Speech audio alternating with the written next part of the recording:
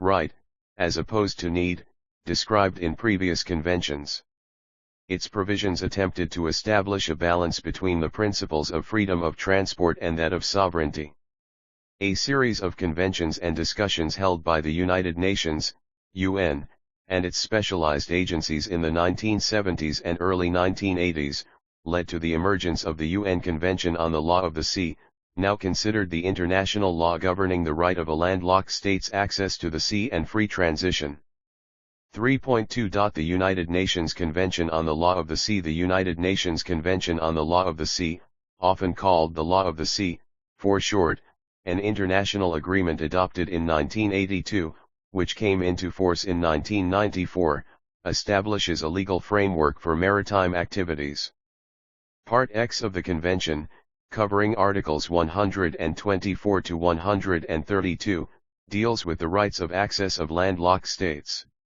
Article 124, 1, of the Law of the Sea defines two important terms that appear throughout its text. Landlocked state means a state which has no seacoast, and transit state means a state situated between a landlocked state and the sea, through whose territory traffic in transit passes. Article 125 of the law is the one that addresses specifically the right of access to and from the sea and freedom of transit. It is instructive to look at its text verbatim. Article 125, 1. Landlocked states shall have the right of access to and from the sea for the purpose of exercising the rights provided in this convention, including those relating to the freedom of the high seas and the common heritage of mankind. To this end, landlocked states shall enjoy freedom of transit through the territory of transit states by all means of transport. Article 125, 2. The terms and modalities for exercising the freedom of transit shall be agreed between the landlocked states and transit states concerned through bilateral, sub-regional, or regional agreements. Article 125, 3.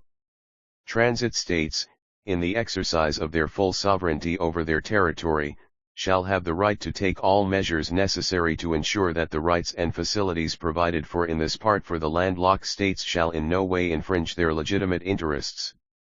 Landlocked states, including Ethiopia, typically invoke just 125, 1, ignoring 125, 2, and 125, 3, to assert their right of access to the sea.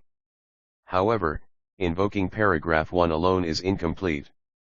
Paragraph 2 of the article makes it clear that the landlocked state's right is contingent on an agreement between the landlocked and transit states. Further, paragraph 3 of the article reiterates that the transit state exercises its full sovereignty over its territory in executing the landlocked state's rights. Thus, a landlocked state's right of access to the sea and freedom of transit, as articulated in Article 125, is not absolute. In other words, when viewed in its totality, Article 125 of the UN Law of the Sea balances the right of the landlocked state with the sovereignty and territorial integrity of the transit state. 3.3. Landlocked state Ethiopia and transit state Eritrea. Given the above described UN Law of the Sea provisions, Ethiopia, as one of the 16 African states that do not have access to the sea, can invoke its right of access to the Red Sea through the transit state of Eritrea, as well as Djibouti, Somalia, Kenya, and Sudan.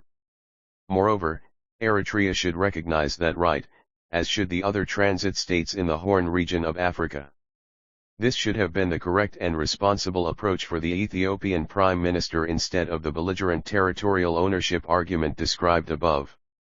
As was emphasized above, that right of access can only be exercised through a bilateral agreement between the two states, Eritrea and Ethiopia, covering such areas as port facilities and warehousing, customs-free zones and procedures, transportation, jurisdiction, etc.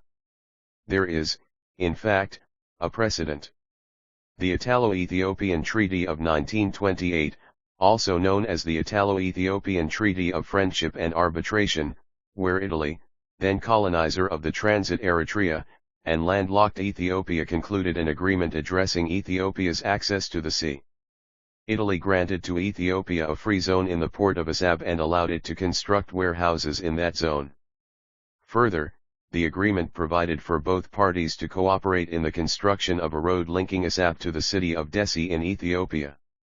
Post-independence, Eritrea had also granted Ethiopia access to the Red Sea through the ports of Assab and Massawa until Ethiopia decided to boycott the ports when the border war between the two countries erupted in 1989, reasoning the boycott will hurt Eritrea more than Ethiopia. 4.0 Examples of agreements between landlocked and transit states. Following are examples of other agreements signed between landlocked and transit states from which lessons can be drawn. A protocol was signed between landlocked Rwanda and Kenya on February 26, 1992, allowing Rwanda to construct warehousing facilities at Kenya's port of Mombasa.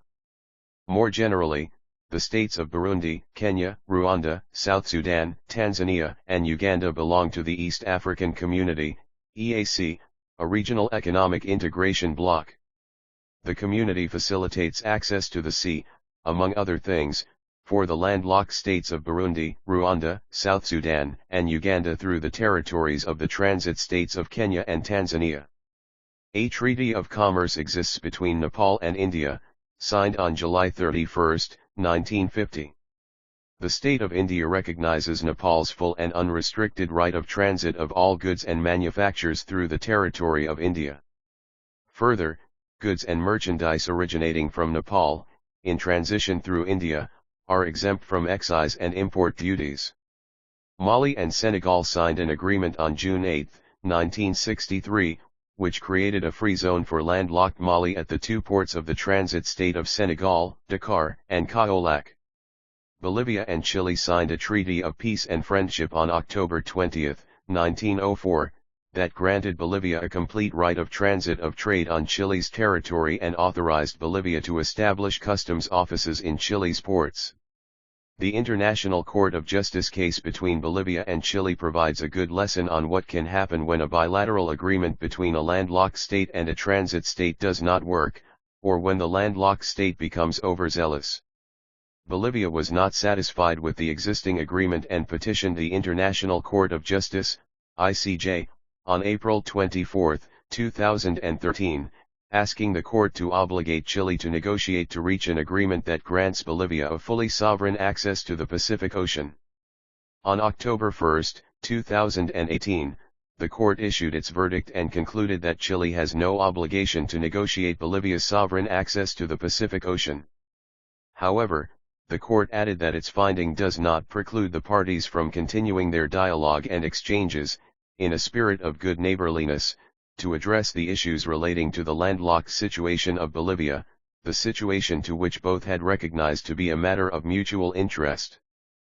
5.0 Summary and conclusion. To summarize, any claim of ownership of the Red Sea coast portion of Eritrea or ownership of the port of Assab, in the manner articulated by Ethiopian Prime Minister Abiy Ahmed, or in any other threatening way, is a direct affront to the sovereignty and territorial integrity of Eritrea. It is a violation of two important and very relevant international laws, the 1964 African Ethiopia'S, that declared sovereignty and inviolability of colonially inherited boundaries, and Article 4 of the Union Charter, which prohibits the threat or use of force against the territorial integrity or political independence of any state. Ethiopian claims on Eritrea, or any territorial pieces thereof, based on historical, geographic, demographic factors or cultural similarities, were already litigated, and settled when Eritrea emerged as an independent sovereign state in 1993 with internationally recognized boundaries. What remains to be amicably resolved is landlocked Ethiopia's right of access to the sea, which transit Eritrea, as well as the other transit states in the Horn of Africa, recognize. According to international law, this right should be implemented through a bilateral agreement between the landlocked state of Ethiopia and the transit state of Eritrea in the spirit of good neighborliness, cooperation, and peace. Eritrea and Ethiopia should formally negotiate for a bilateral agreement that provides Ethiopia access to the sea and freedom of transit of its goods in a way that does not infringe on Eritrea's sovereignty and territorial integrity. The precedent of the 1928 agreement between colonial Italy and Ethiopia was already mentioned. A formal and mutually beneficial agreement between the two states can be reached if approached in good faith. Eritrea is not the only transit state for Ethiopia's trade and commerce. Djibouti, Somalia, Sudan, and Kenya also are transit states for landlocked Ethiopia. This fact places Ethiopia in a better bargaining position than otherwise. Further, the establishment of a regional economic bloc should be explored covering at least Eritrea, Ethiopia, Djibouti, and Somalia, which can facilitate Ethiopia's access to sea and transit of goods, like how the East African Community, EAC, facilitates for the landlocked states of Burundi, Rwanda, South Sudan, and Uganda.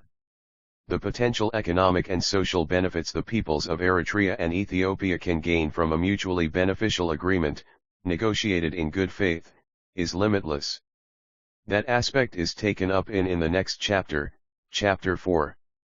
Chapter 4 Economic and Security Implications of Ethiopia's Quest for Access to the Sea. Kadain Mengistib, Sengal Woldatensi, Mengstib Tesfahan's introduction. Approximately one-fifth of the world's nations, 44 countries with a combined population exceeding 500 million, are landlocked. The United Nations classifies 32 of them as landlocked developing countries, LLDCs, encompassing all landlocked nations in Africa, Asia, and South America. In the Greater Horn of Africa, 3 of the 8 countries, Ethiopia, South Sudan, and Uganda, are landlocked.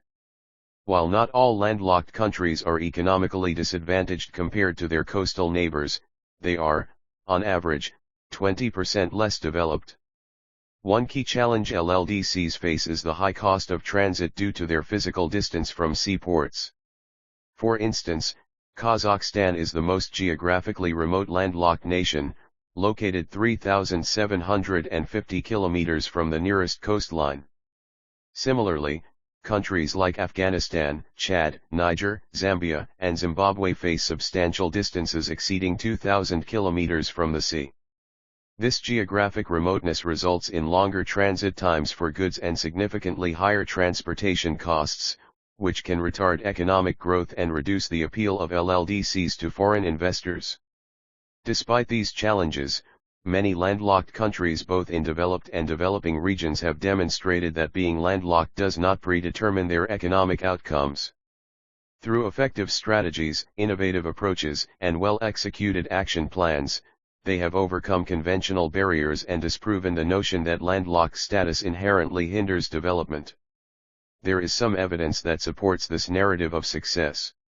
Switzerland, Kazakhstan, and Botswana, for example, have thriving economies. Additionally, 5 LLDCs, Ethiopia, Kazakhstan, Mongolia, Turkmenistan, and Uzbekistan, attracted over 70% of the total of foreign direct investment, FDI, inflows to this group in 2021. Such achievements highlight that with strategic planning and execution, landlocked countries can achieve sustainable socio-economic development by overcoming geographic constraints. The principal objectives of this chapter are, a. To analyze Ethiopia's demand for control of a coastland and its economic and security implications to the littoral neighbors, and, b. To explore pathways for peaceful resolution of the issue of access to the sea, focusing on accommodating the crucial economic and security interests of all stakeholders through bilateral and multilateral cooperation arrangements. 1.0 Is Ethiopia's landlocked status detrimental to its economy? Among the landlocked nations in the Horn of Africa, South Sudan faces the longest distance to seaports, followed by Uganda. From Juba, South Sudan's capital, the distance to Sudan's Port Sudan is 2,425 kilometers, while the distance to Kenya's Lamu port is 1,303 kilometers. Uganda has slightly shorter distances. Its capital, Kampala, is 968 kilometers from Lamu and 1,139 kilometers from Mombasa. Ethiopia, however, benefits from relatively closer proximity to seaports. Eritrea's Assab is only 74 kilometers from Ethiopia's border and 880 kilometers from Addis Ababa. Djibouti is 139 kilometers from Ethiopia's border and 867 kilometers from Addis Ababa. Despite these distances, Landlocked countries in the Horn of Africa are not presently poorer than their coastal neighbors, as measured by GDP per capita, see Table 1. The coastal countries of Somalia, Eritrea, and Sudan, along with landlocked South Sudan, are the poorer countries of the region.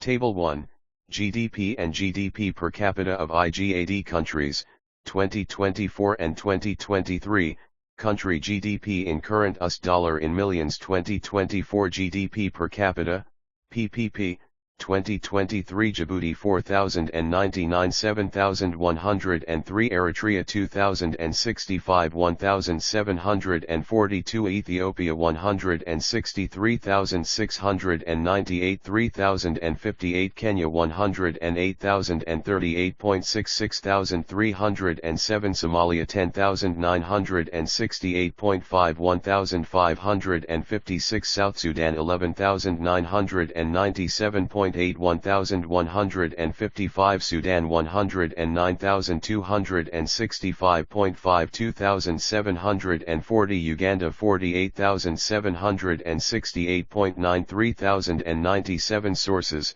World Bank Group, GDP Dataset 2024 https://data.worldbank.org/indicator/newyork.gdp.mktp.cd World Bank Group, GDP per capita dataset, World Bank Group, GDP dataset, 2023. https://data.worldbank.org/indicator/newyork.gdp.pcap. Pages in the Horn of Africa, economic performance is influenced less by geographic constraints than by factors such as governance, ethnic conflicts and rivalries, and state fragility, which inflict all the countries of the region, albeit with different magnitudes. The poorest countries in the region, Somalia, South Sudan, Eritrea, and Sudan, have endured decades of conflict and governance failures.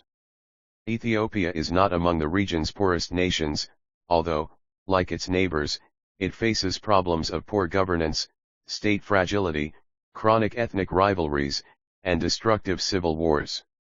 Ethiopia, along with Somalia, South Sudan, and Sudan, ranks among the top 12 most fragile countries in the world, Fund for Peace, 2024 report. While Table 1 shows that there is no relationship between access to the sea and GDP per capita among the countries of the region, Table 2 shows the performance of the countries of the region on Bertelsmann Transformation Index, BTI, in terms of political and economic transformation, and Governance Index, has positive relationship with performance as measured by GDP per capita. 4 countries, namely Kenya, Djibouti, Ethiopia, and especially Uganda, show relatively higher performance on the indices. These same countries also have higher GDP per capita relative to the countries of the region. Table 2, Bertelsmann Transformation Index of IGAD countries, Horn of Africa, Report 2024 Country Political Transformation Economic Transformation Governance Index Overall Score, Rank, out of 137, Djibouti 3.62, Hardline Autocracy, 4.25, Very Limited, 5.17, Moderate, 3.93 106 Eritrea 2.02, Hardline Autocracy, 1.21, Rudimentary, 1.04, Failed, 1.62 135 Ethiopia 3.72, Hardline Autocracy, 3.82, Very Limited, 4.15, Weak, 3.77 110 Kenya 5.85, Highly 5.82, Limited, 4.94, Moderate, 5.84 51. Defective Democracy, Somalia 1.68, Hardline Autocracy, 1.75, Rudimentary, 2.58, Failed, 1.72 134 South Sudan 2.62, Hardline Autocracy, 1.93, Rudimentary, 2.09, Failed, 2.27 128 Sudan 2.05, Hardline Autocracy, 1.79, Rudimentary, 1.30, Failed, 1.92 132 Uganda 4.53, Moderate autocracy, 5.09, limited, 4.24, weak, 4.8080. Source, compiled from Bertelsmann Transformation Index. According to Table 1 and 2, neither GDP per capita nor performance on the BTI indices seem to be impacted by lack of access to the sea in the case of the countries in the Horn of Africa. Under such conditions, it is hardly convincing that Ethiopian economy's primary problem is lack of access to the sea and the resulting allegedly high port service fees. Ethiopia's distance is modest compared to the region's other landlocked countries. Its transit costs are also not likely to change even if it succeeds to control a seaport. What might change if the country obtains a port that it controls is the rate of port service fees that it currently pays. However, the savings from port service payments is also likely to be offset by lease payments for the port. 2.0 Ethiopia's right of access to the sea. As discussed in Chapter 3, the United Nations Convention on the Law of the Sea, adopted by the General Assembly in 1986, grants landlocked countries the right of access to and from the sea. However, this convention does not extend the right to control the coastal territories of transit countries, which amounts to a violation of territorial integrity, which is sacred to any sovereign nation. Such unlawful actions would cause continuous conflicts and significant disruptions to diplomatic and economic relations. Other costs, such as service fees, remain subject to bilateral agreements between coastal and landlocked states.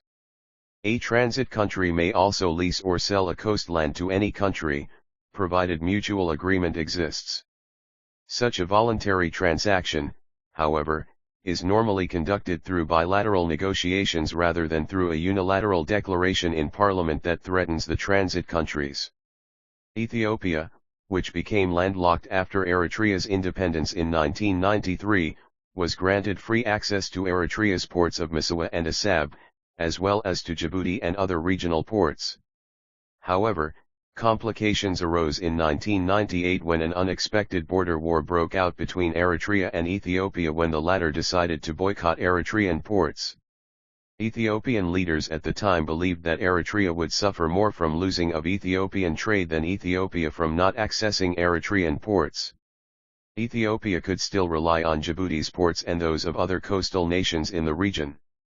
In contrast, Eritrea's ports would see much reduced activity without Ethiopian trade, and Assab has since remained significantly underutilized. Following the boycott, Ethiopia became increasingly dependent on Djibouti's port, which has become the country's primary maritime gateway. Ethiopia also potentially has access to Port Sudan in the Sudan and Berbera in Somaliland/Somalia, the distances of 1,822 kilometers and 922 kilometers from Addis Ababa, respectively, along with higher transportation costs, however, have made these alternatives less attractive.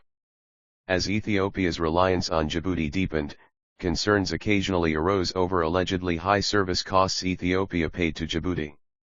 In response, Ethiopia's Prime Minister, Abiy Ahmed, declared that Ethiopia cannot sustain the payment of the service fees, and he has sought to secure access to a seacoast under Ethiopian control, signaling the country's ongoing strategic priority to end its landlocked status.